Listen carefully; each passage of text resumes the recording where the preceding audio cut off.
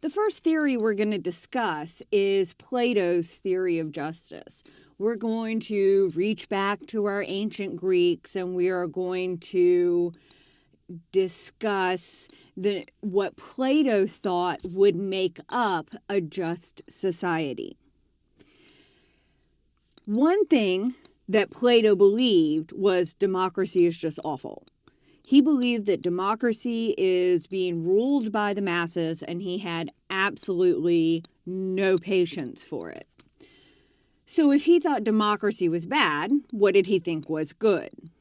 So let's talk about the types of government, some terminology we're going to need.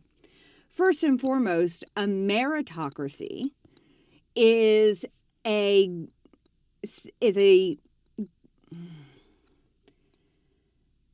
meritocracy is a government run by those people that are most qualified to rule.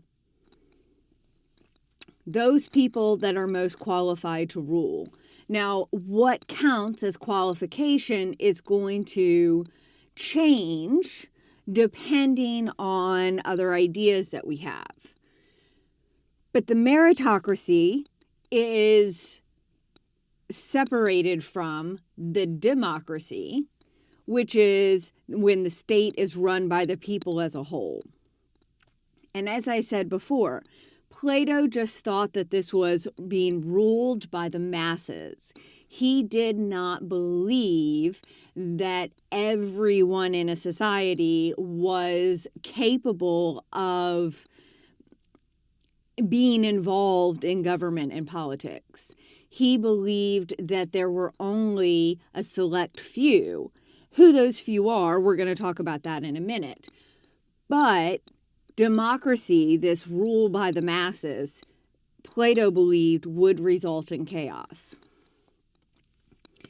And aristocracy, on the other hand, is something that he was quite fond of. An aristocracy is when a society is governed by the best citizens. Now, historically, the way we hear about aristocracy, when people talk about the best citizens, they are talking about royalty. Okay? So historically, the best citizens have been counted as royalty. But Plato didn't think this. In other words, what qualifies someone to be the best citizen depends on the theory.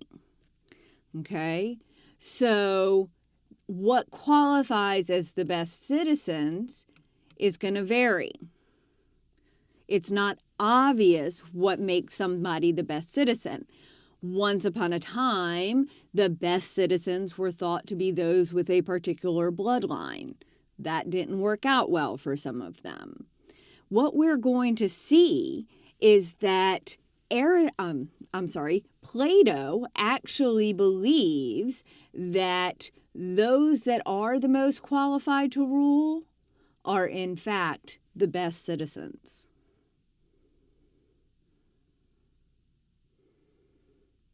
Does that make sense? So let's talk about Plato's society. Plato had 3 different groups in a society. Plato believed the soul was made up of 3 different parts. Our souls have a part that is ruled by the appetites, our bodily functions, our bodily appetites like hunger, thirst, sex.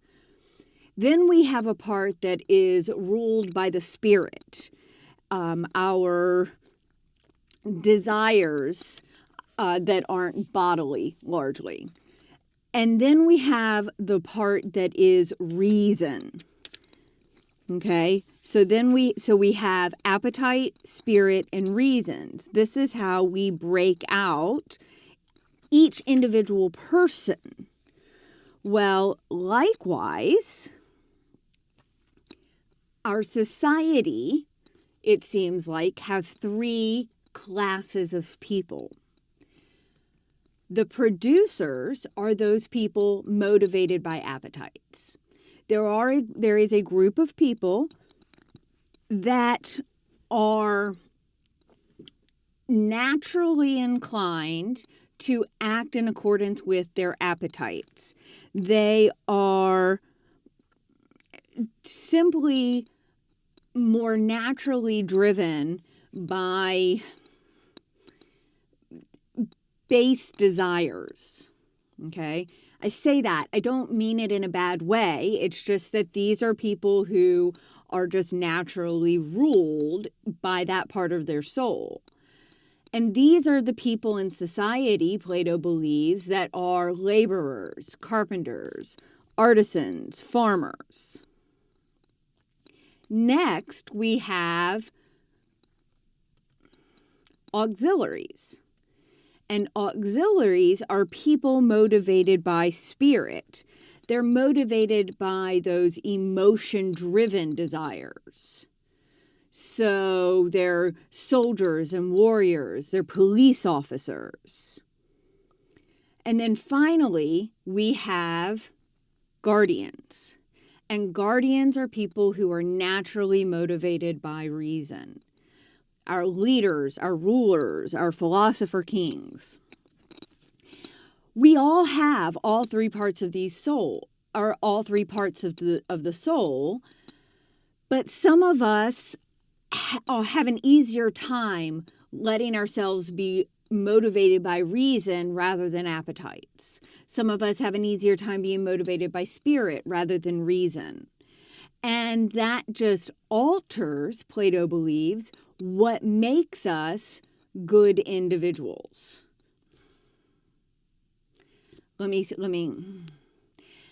We all have a different part of our soul that motivates us, and as a result, we all have different natural capabilities.